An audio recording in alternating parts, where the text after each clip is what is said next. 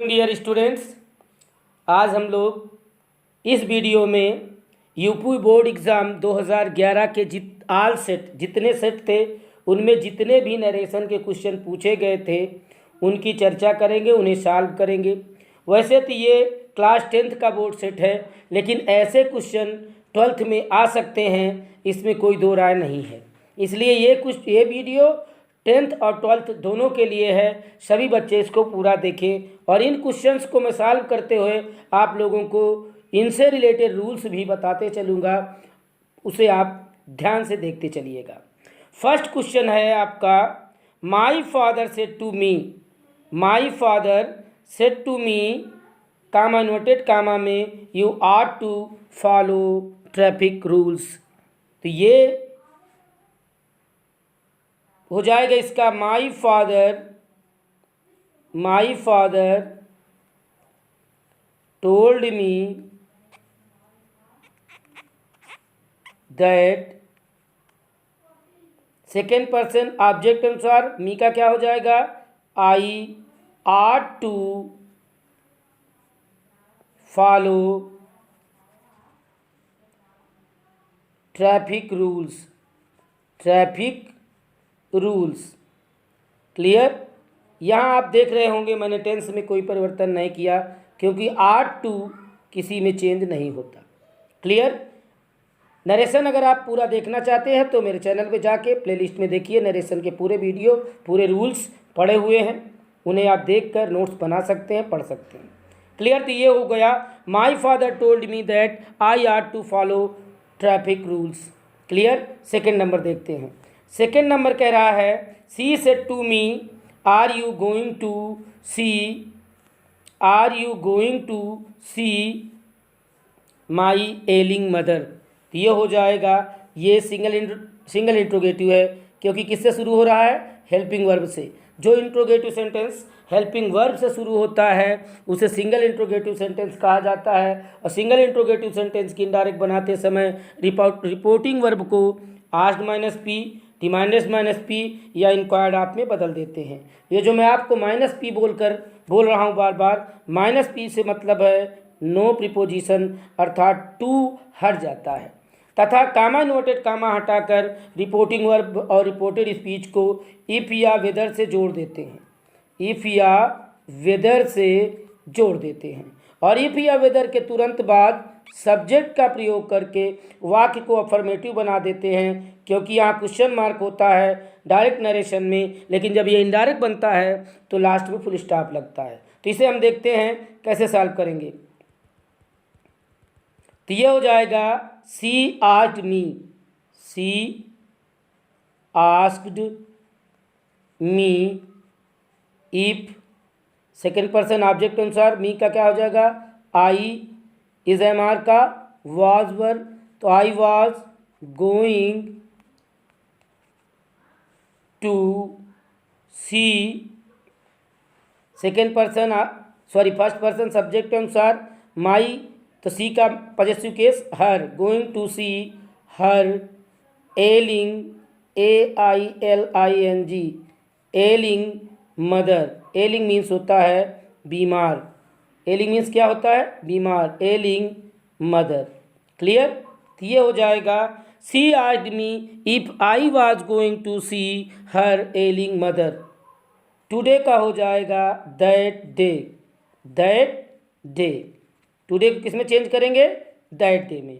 तो ये हो जाएगा, she asked me if I was going to see her ailing mother that day. Clear. अब हम लोग अगला क्वेश्चन देखते हैं। क्वेश्चन नंबर थ्री कह रहा है, she said to her friend please come again. तो प्लीज सीधे इंपरेटिव सेंटेंस, प्लीज या काइंडली शब्द से कोई वाक्य अगर स्टार्ट हो रहा है, प्रारंभ हो रहा है, तो फिर वो कौन सा है, इंपरेटिव है। और प्लीज अगर आया है तो सीधे रिपोर्टिंग वर्ब आपकी चेंज होगी, रिक्वेस्टेड में या बेग्ड में भी आप चेंज कर सकते हैं। क्लियर। जब हम रिपोर्टिंग वर्ब को रिक्वेस्टेड या बेग्ड में बदल देंगे तो ये प्लीज शब्द हट जाता है। क्लियर। हम लोग नरेशन देखते हैं। तो ये हो जाएगा, she requested her friend, she requested her friend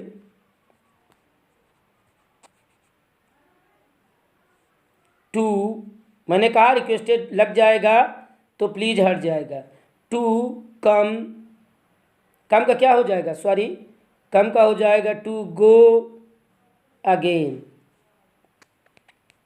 clear, ठीक है, कम का गो ये आप लोग पढ़े होंगे, टू गो अगेन। लेकिन याद रखिएगा यहाँ पर कम का कम ही रख सकते हैं। क्यों रख सकते हैं, क्यों, कम का गो तब करेंगे जब सेंटेंस में कम पहले आया हो। क्लियर, तो यहाँ आप कर सकते हैं कम अगेन भी कर सकते हैं। Friend requested her friend to come again, come again. Come का गो कब तब करते हैं अगर यहाँ प्लीज़ ना होता, सीधे कम होता तो फिर कम का गो हो जाता। क्लियर, तो ये हो जाएगा she requested her friend to come again. ये हुआ आपका थर्ड नंबर। अब हम लोग बात करते हैं फोर्थ नंबर की। फोर्थ नंबर सेंटेंस है I said to him how old are you. तो यह how, what, when, why, where, आज से अगर कोई सेंटेंस शुरू हो रहा है तो वो डबल इंट्रोगेटिव है। और डबल इंट्रोगेटिव सेंटेंस के इनडायरेक्ट बनाते समय रिपोर्टिंग वर्ब उसी में चेंज होती है जैसे सिंगल इंट्रोगेटिव में था, आज minus P, demanded minus P या इंक्वायर्ड आप।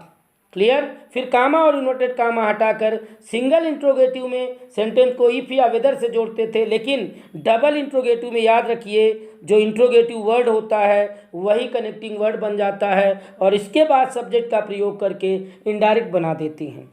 तो ये हो जाएगा आपका I asked him how old. Clear, ये हाउ ओल्ड, यहाँ हाउ शब्द एडजेक्टिव का काम कर रहा है तो ये दोनों एक साथ रहेंगे। ठीक है, हाउ ओल्ड, फिर इसके बाद सब्जेक्ट क्या है, सेकेंड पर्सन ऑब्जेक्ट हिम है तो हिम का क्या हो जाएगा ही, और इज एम आर का वाज। तो ये हो जाएगा I asked him how old he was. Clear, next question देखते हैं 5 नंबर। 5 नंबर क्वेश्चन कह रहा है he said to me will you help me. एक चीज़ गौर करिएगा कि 2011 का जो पेपर हुआ था बोर्ड एग्जाम का, हाई स्कूल के स्पेशली हाई स्कूल में इंट्रोगेटिव कितने पूछे गए थे। क्लियर, तो ये हो जाएगा he said to me will you help me, single interrogative है क्योंकि हेल्पिंग वर्ब से शुरू हुआ है। तो ये हो जाएगा he asked me if, second person object अनुसार मी का आई, ठीक है, विल का वुड, शैल का शुड। तो आई के साथ क्या लगता है, शैल लगता है, तो यहाँ क्या हो जाएगा should, I should help him. Clear, तो ये हो जाएगा he asked me if I should help him. Clear, इसके बाद हम लोग देखते हैं 6 नंबर। 6 नंबर क्वेश्चन कह रहा है Raghav said I am learning English those days. Clear, तो ये हो जाएगा राघव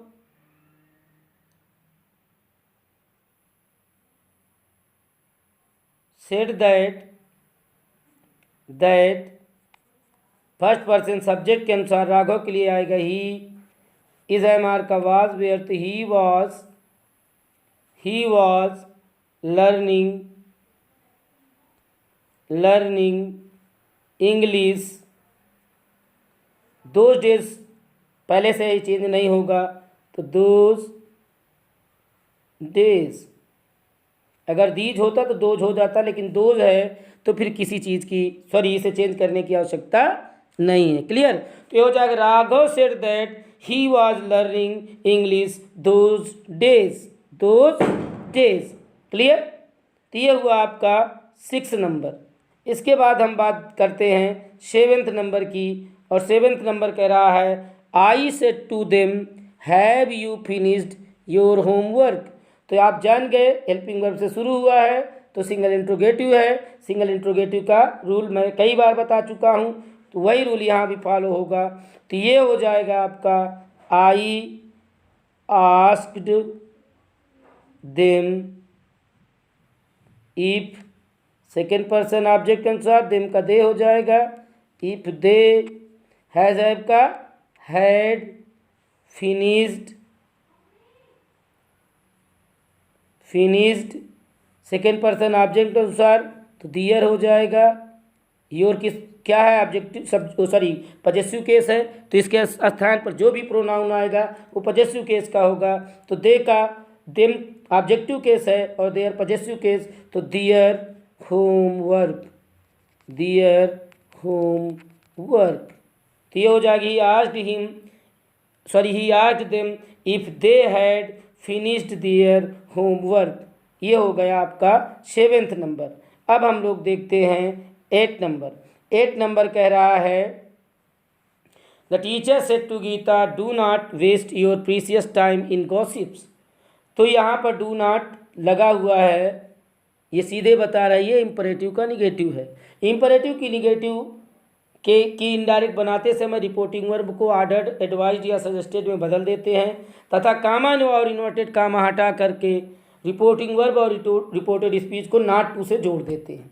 क्लियर? या इसके स्थान पर रिपोर्टिंग वर्ब को फॉरवर्ड में बदल कर भी ऐसे सेंटेंसेस की इनडायरेक्ट बनाई जा सकती है, लेकिन जब हम रिपोर्टिंग वर्ब के रूप में फॉरवर्ड का प्रयोग करेंगे तो नॉट का प्रयोग नहीं करेंगे, क्योंकि फॉरवर्ड स्वयं एक निगेटिव शब्द है।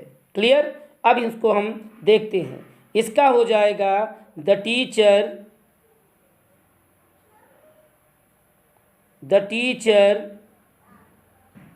advised Geeta not to waste second person object, तो गीता के लिए आएगा her precious time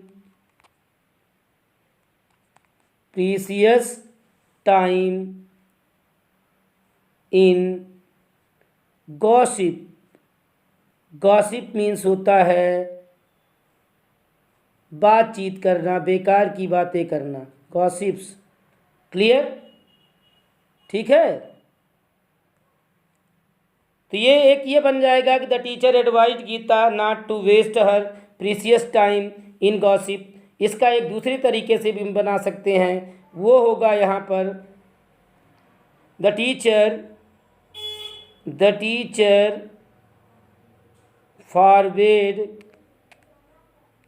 Gita to. जब फॉरवर्ड का प्रयोग करेंगे तो नॉट का प्रयोग नहीं करेंगे, क्योंकि फॉरवर्ड स्वयं निगेटिव है। तो फॉरवर्ड BED होता है। Forward Geeta to waste her precious time in gossips. Clear? तो ये हो जाएगा आपका 8 नंबर का। दोनों तरीके से मैंने आपको नरेशन बता दिया। अब हम लोग बात करते हैं 9 नंबर की। 9 नंबर कह रहा है he said to err is human. तो ये सीधे सीधे टू अर इज ह्यूमन ये थॉट्स है, और thoughts historical statement, habitual statement, universal truth सब यूटी के अंतर्गत आते हैं। और यूटी से रिलेटेड सेंटेंसेस की इनडायरेक्ट बनाते समय रिपोर्टेड स्पीच के टेंस में कोई परिवर्तन नहीं होता, तो सीधे सीधे हो जाएगा he said that to err is human. गलती करना इंसान का गुण है। क्लियर? आप लोग ये कंफ्यूज मत होइएगा कि सर दैट और टू दो एक साथ लग गए हैं, तो यहाँ दैट कंजंक्शन है और टू अर इज ह्यूमन ये एक फ्रेज है। क्लियर? तो वो अलग चीज़ है। इसके बाद हम लोग बात करते हैं 10 नंबर की। 10 नंबर कह रहा है the teacher said to the student keep quiet and do not disturb me. ये इंपरेटिव है सीधे सीधे, तो ये हो जाएगा the teacher ordered the students students to keep quiet,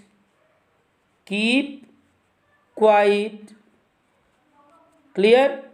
इसके बाद देखें डू नॉट दिया है ना, तो ये सेंटेंस निगेटिव हो गया। And not to, do not किस में चेंज करेंगे, not to disturb him, not to disturb him. तो इसका क्या हो जाएगा, the teacher said, sorry, the teacher ordered the student to keep quiet and not to disturb, clear. The teacher ordered the student to keep quiet and not to disturb. इसके बाद हम लोग बात करते हैं 11 नंबर की। 11 नंबर में क्या पूछ रहा है, the teacher said to the boy god is present everywhere. ये भी यूटी से रिलेटेड है, टेंस चेंज नहीं होगा, तो ये हो जाएगा द टीचर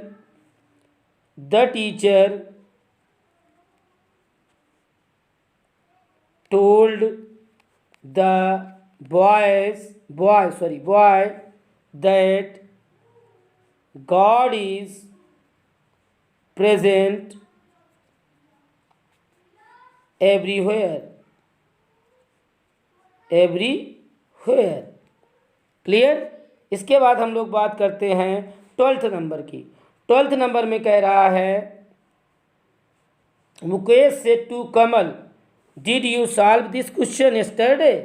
तो यहाँ पर सिंगल इंट्रोगेटिव है, तो ये हो जाएगा Mukesh asked Kamal if, second person object, तो ही, डिड का क्या हो जाता है, had. If he had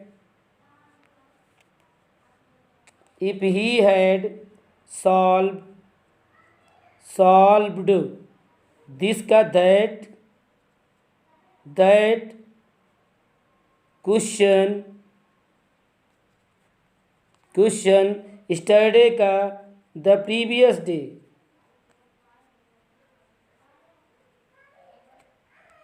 clear.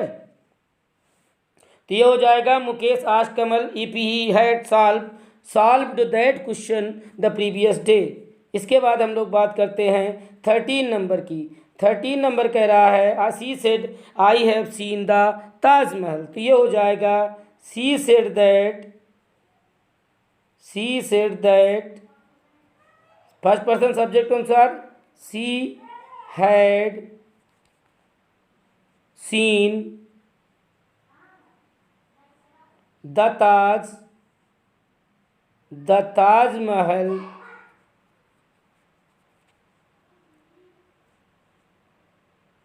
Full stop. तो हो जाएगा she said that she had seen the Taj Mahal. इसके बाद हम लोग बात करते हैं 14 नंबर की।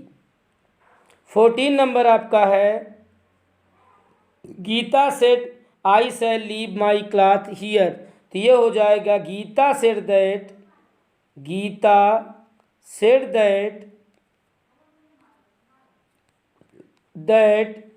फर्स्ट पर्सन सब्जेक्ट गीता के लिए क्या आएगा, सी। सैल का क्या हो जाएगा, चूंकि आई के साथ सैल होता है, सी के साथ विल होगा तो वुड होगा। सी वुड लीव हर, माई का फर्स्ट पर्सन सब्जेक्ट अनुसार गीता के लिए हर क्लॉथ्स,